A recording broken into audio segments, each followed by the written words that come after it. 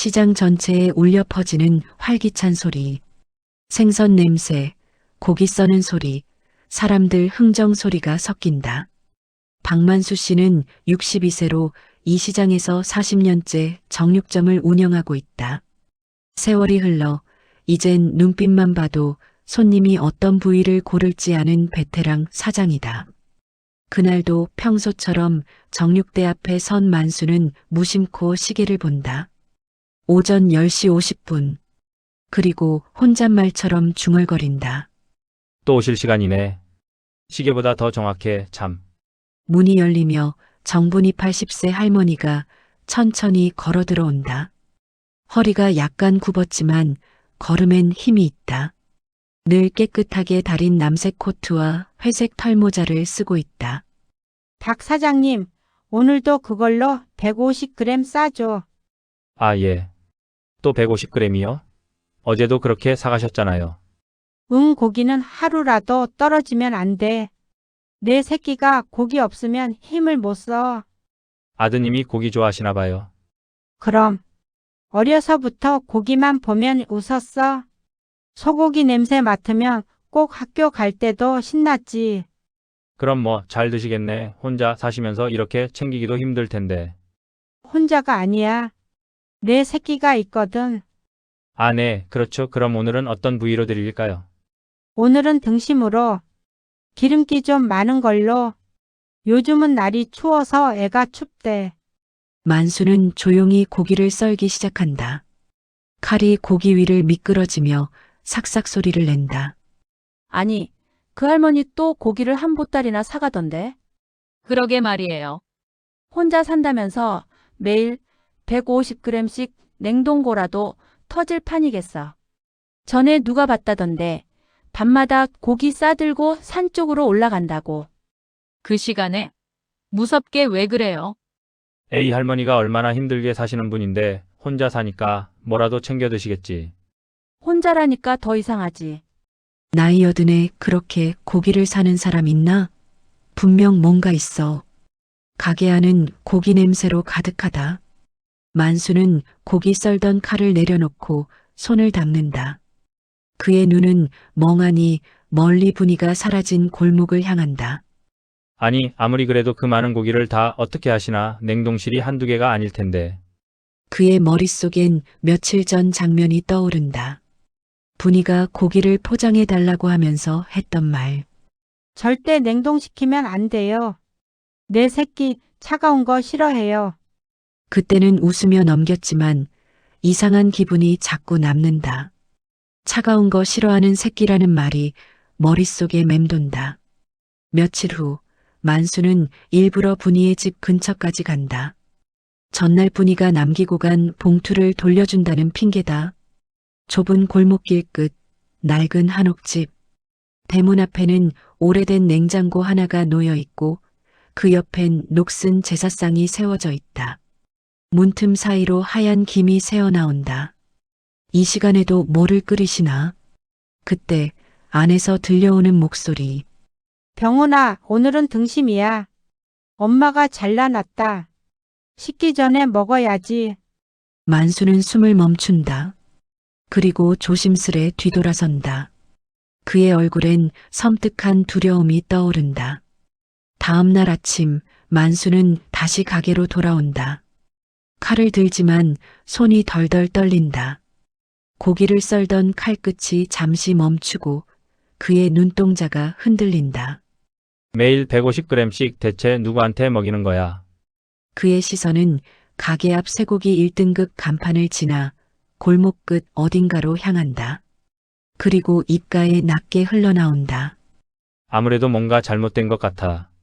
그의 마음속엔 이미 불안의 씨앗이 깊게 박혀 있었다. 그 사이 분이는 매대 위에 놓인 고기덩이를 한참 바라본다. 이게 제일 좋지. 부드럽고 따뜻해 보여. 비가 추적추적 내리던 밤이었다. 만수는 가게 문을 닫고 앞치마를 벗은 채 무심히 담배를 꺼냈다. 평소 같으면 집으로 곧장 향했을 것이다. 하지만 오늘은 달랐다. 그의 눈에는 시장 끝 골목을 느릿하게 걸어가는 분이 80세의 뒷모습이 비쳤다. 늘처럼 검은 비닐봉지를 손에 들고 허리를 약간 굽힌 채 천천히 걸어가는 모습. 그날따라 그녀의 걸음에는 묘한 절박함이 섞여 있었다. 이 늦은 밤에 저 노인이 어딜 가는 거야? 만수는 호기심 반, 불안 반으로 발걸음을 옮겼다. 우산 대신 낡은 등불을 들고 조심스럽게 발소리를 죽였다. 한 손에는 아까 썰어둔 등심 봉투가 들려 있었다. 그가 낮에 서비스라며 슬쩍 챙겨준 그것이었다. 비는 점점 굵어졌고 산길은 미끄러웠다. 분이는 익숙한 듯 돌길을 올랐다. 그녀의 비닐우산이 바람에 휘청이며 젖은 이파리 사이로 사라진다. 만수는 젖은 흙냄새 속에서 그녀의 그림자를 놓치지 않으려 애썼다. 분이 아주머니 대체 뭐 하시는 거요? 그의 중얼거림은 빗소리에 묻혀 사라졌다. 그렇게 얼마쯤 걸었을까? 앞쪽에 희미한 불빛이 깜빡였다.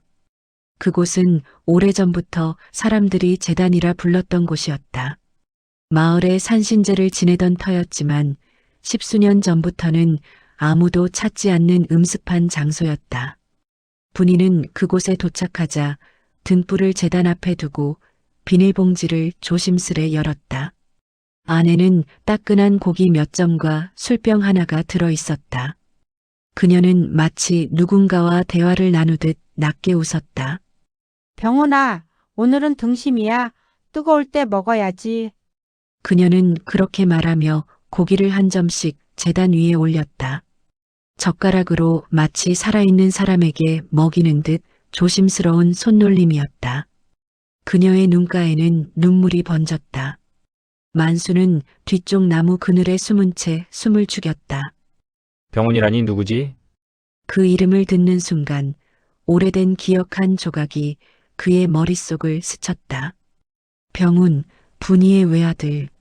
20살 무렵 군 입대 전날까지 시장 어귀에서 자주 고기를 사가던 청년이었다. 그 아이는 30년 전 산불 속에서 실종된 채 돌아오지 않았다.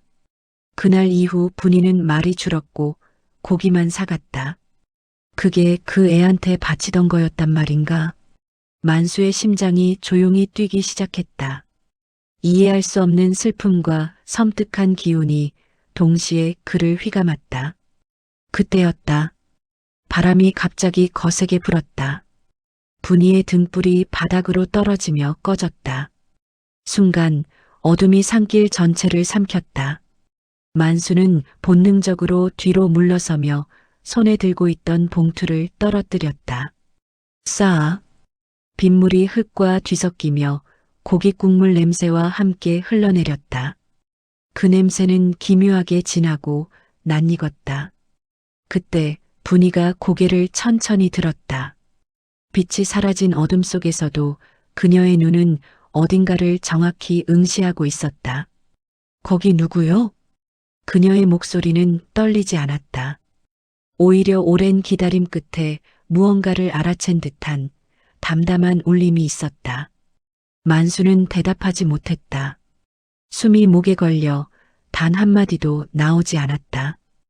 바람이 나뭇가지를 흔들며 낡은 제단의 향로가 쓰러졌다. 그러자 향로 속에서 희미한 불씨가 피어오르더니 잠시 후 젖은 돌 위로 붉은 그림자 하나가 스치듯 나타났다. 분이는 그대로 무릎을 꿇었다. 병훈아, 오늘도 왔구나. 그녀의 목소리는 빗속에 묻혔지만 만수의 귓가에는 또렷이 맴돌았다. 만수는 뒷걸음질 쳤다. 이건 꿈이야. 내가 잘못 본 거야. 하지만 그의 발밑에서 떨어뜨린 등심 봉투가 천천히 움직이고 있었다. 빗물에 젖은 고기 조각 사이로 누군가의 손자국처럼 보이는 붉은 얼룩이 번지고 있었다. 그 순간 번개가 쳤다. 하얀 섬광이 산 전체를 비췄다. 그리고 그 한순간 만수는 보았다. 제단 앞에 앉은 분이 옆에 젊은 남자의 그림자가 함께 앉아 있었다. 그의 어깨에 손을 얹고 있는 분이의 모습은 슬픔이라기보다 오랜 재회의 미소처럼 보였다. 그날 이후 분이는 더 이상 시장에 나타나지 않았다. 그리고 재단 위에는 누군가가 놓고 간 따뜻한 등심 한 점이 남아 있었다. 비는 그치지 않았다. 시장 골목의 천막들은 여전히 젖어 있었고 물고기 상자 사이로 흙탕물이 흘러내렸다. 박만수는 그날따라 고기를 썰지 못했다. 손에 힘이 들어가지 않았다. 밤새도록 머릿속을 떠나지 않는 장면 때문이었다. 빗속에서 젓가락을 허공에 내밀던 정분이 80세의 의손, 그리고 그 손끝에서 떨어지던 고기 기름과 눈물. 병훈아, 뜨거울 때 먹어야지. 그 말이 아직도 귀에 생생했다. 만수는 결국 경찰서를 찾았다.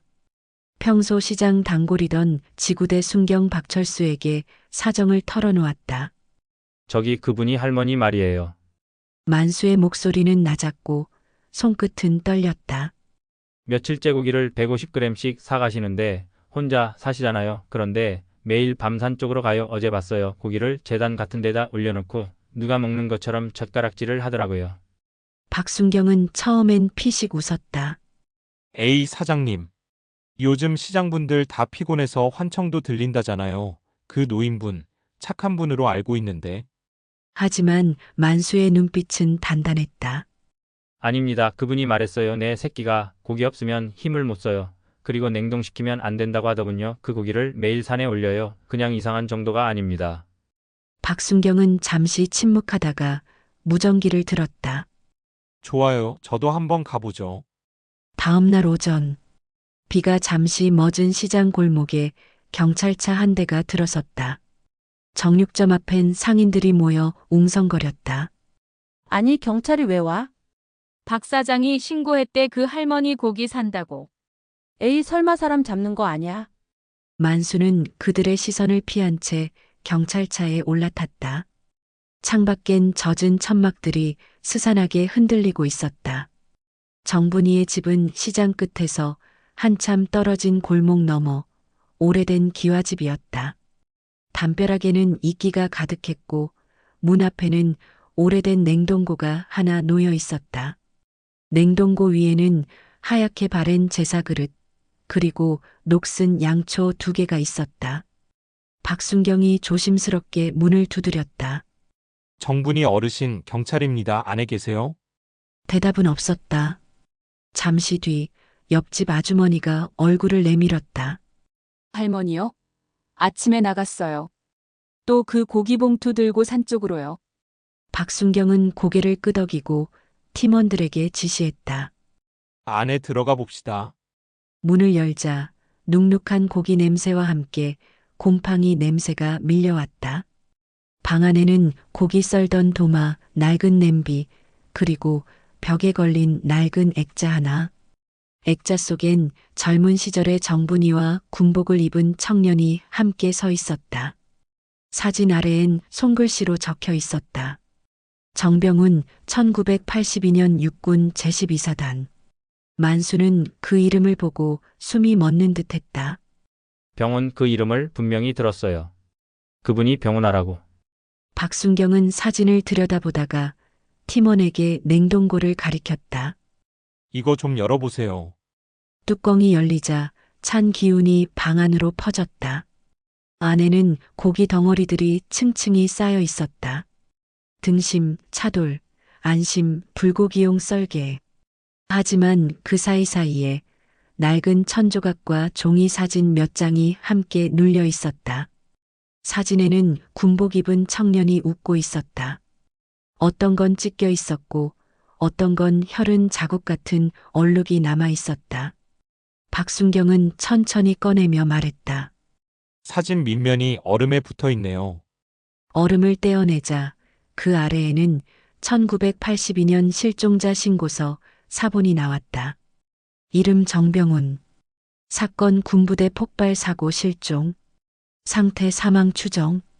순간 방 안의 공기가 멈췄다.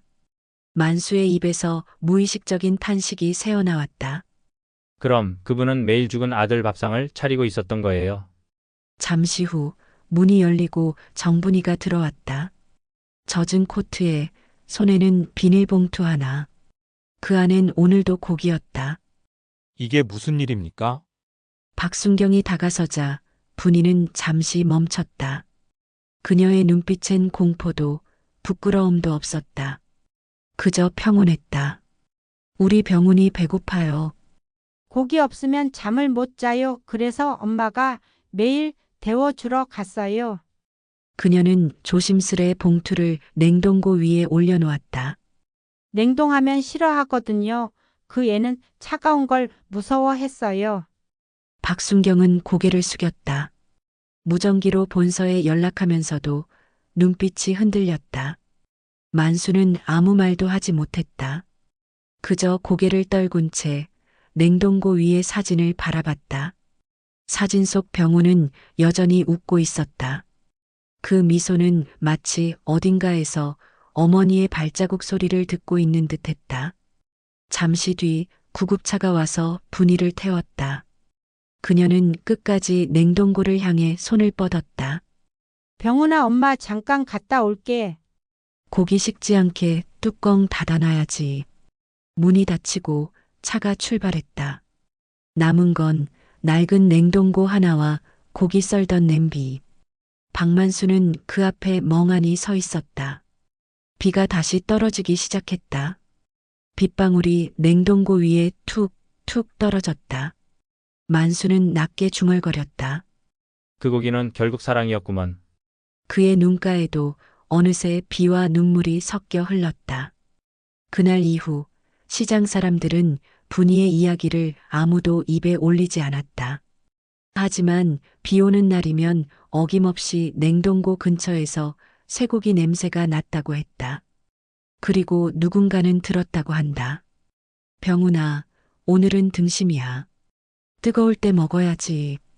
그 목소리가 빗속 어딘가에서 들려왔다고. 시장 안은 평소와 다르게 고요했다.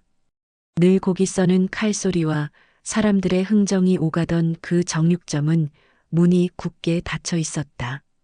대신 경찰차의 파란 불빛이 천막에 반사되어 번쩍였고 비냄새와 피비린내가 섞인 듯한 묘한 공기가 감돌았다. 그 안에서 정분이 어머니는 두 손을 가지런히 모은 채 경찰의 질문에 조용히 대답하고 있었다. 그녀의 손등은 세월의 주름으로 가득했고 손톱 아래엔 마치 오래 묵은 핏자국처럼 고깃물이 스며 있었다. 마치 그 손으로 아들의 영혼을 오랫동안 붙잡고 있었던 듯 그 손끝에는 떨림이 없었다. 그날 이후로 밥 한 번 제대로 못 먹였어요. 분이의 목소리는 낮았지만 방 안의 공기를 무겁게 짓눌렀다. 아침마다, 저녁마다 생각했어요. 혹시라도 배고플까봐. 그래서 매일 밥상 차리듯 고기 올렸어요. 내 손으로 뜨거운 거 식기 전에. 그녀의 눈에선 눈물이 흘렀지만 그것은 슬픔보다는 오랜 안도의 흔적처럼 보였다. 50년 가까운 세월 동안 누구에게도 말하지 못한 이야기를 이제야 내려놓는 듯한 표정이었다. 경찰은 아무 말도 하지 못했다. 메모하던 손이 멈췄고 젊은 형사는 고개를 숙였다. 누구도 그 죄 아닌 죄에 돌을 던질 수 없었다. 그때 문틈으로 박만수 정육점 아저씨가 들어왔다.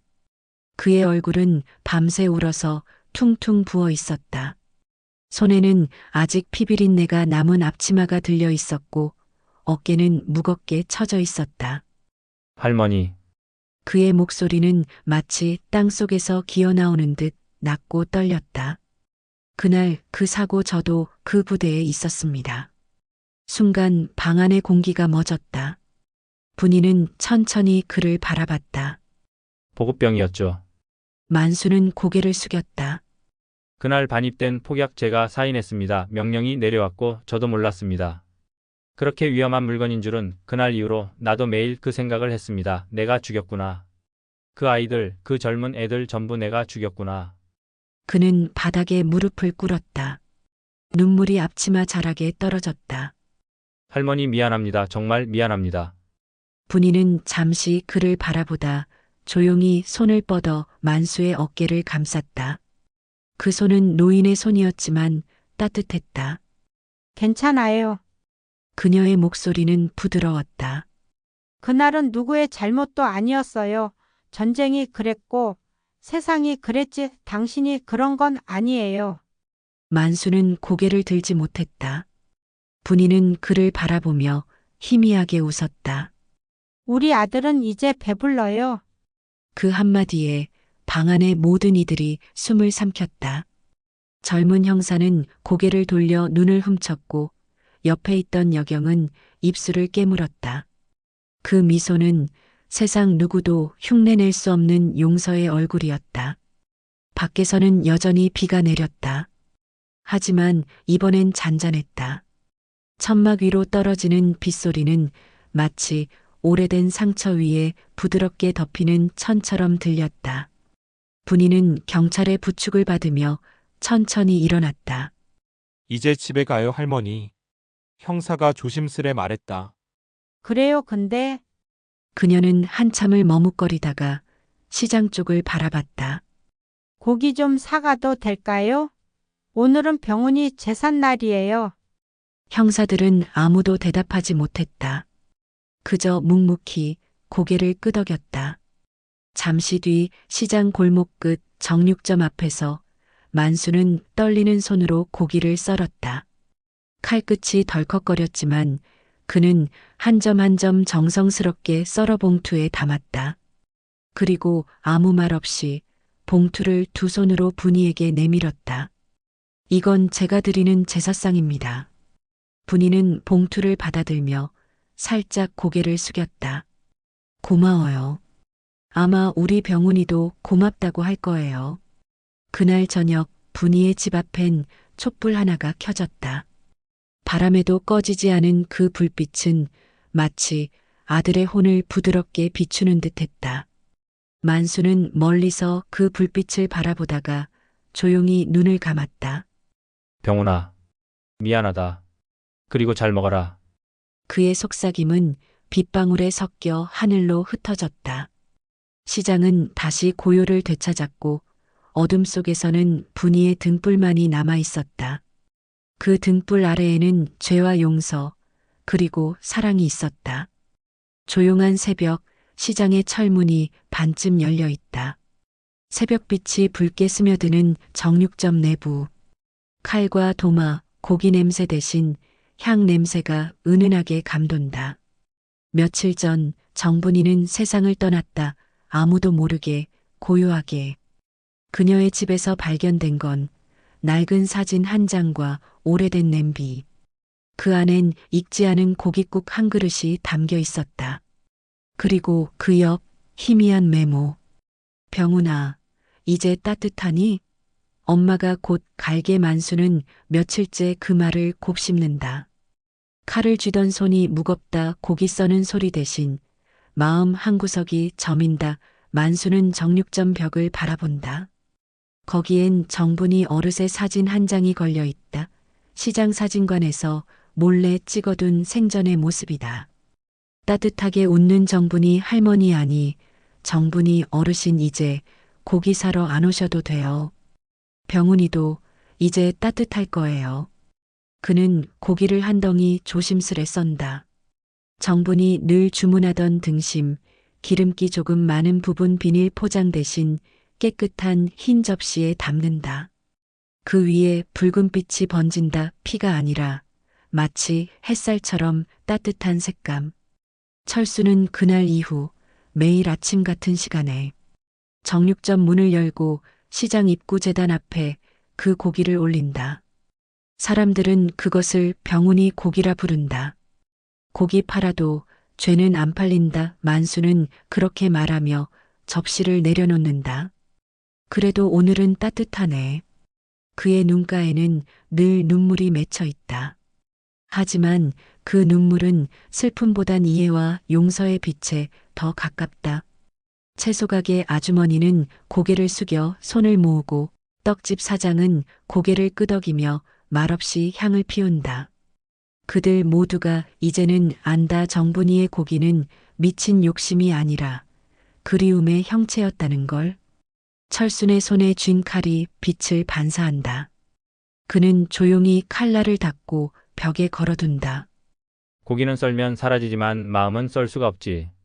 시장은 다시 평온을 되찾았다. 사람들은 고기를 사고 흥정하고 웃는다.